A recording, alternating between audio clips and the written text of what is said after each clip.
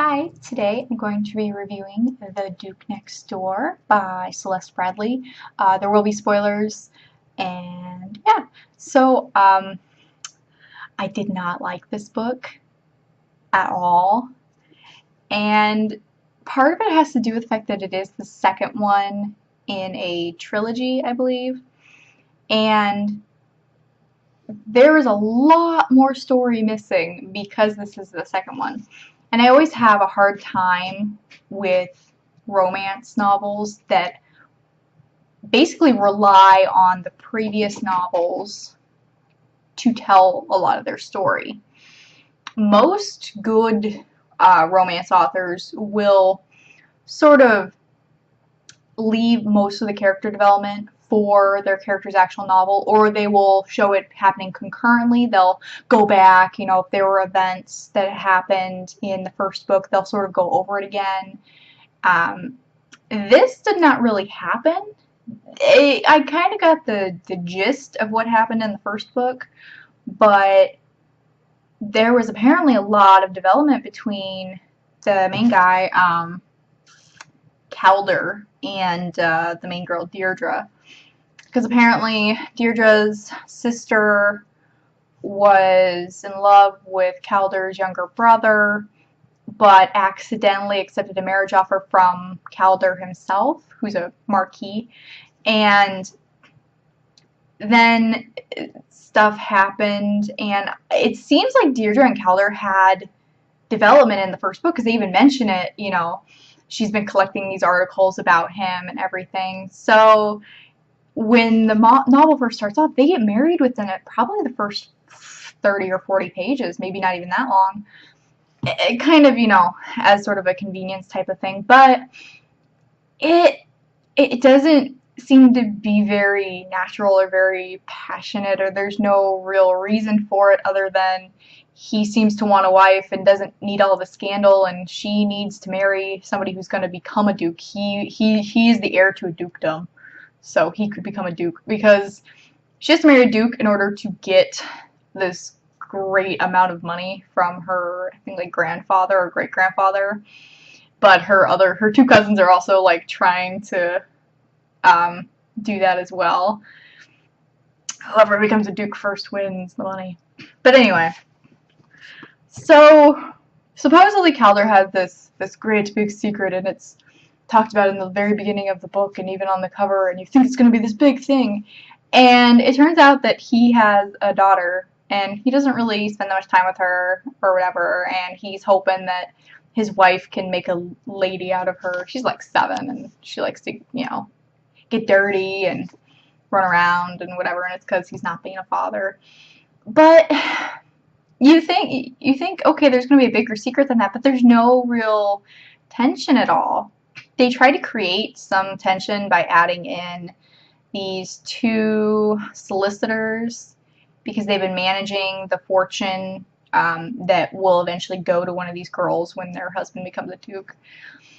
And the one guy is relying on, he's a gambler, I guess, and he's relying on this fortune and the money they get from it. And so he doesn't want this marriage to happen, or he wants them to break up, or for Calder to get murdered. And it's a stupid side plot. They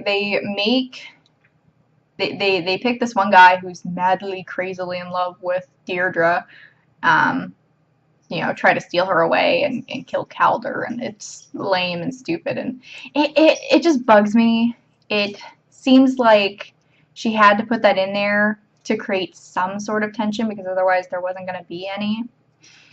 And the chemistry between the 2 characters, it's okay. I mean, the sex is okay in this. It's not bad. It has a bit of passion to it, but I don't really care about the characters at all.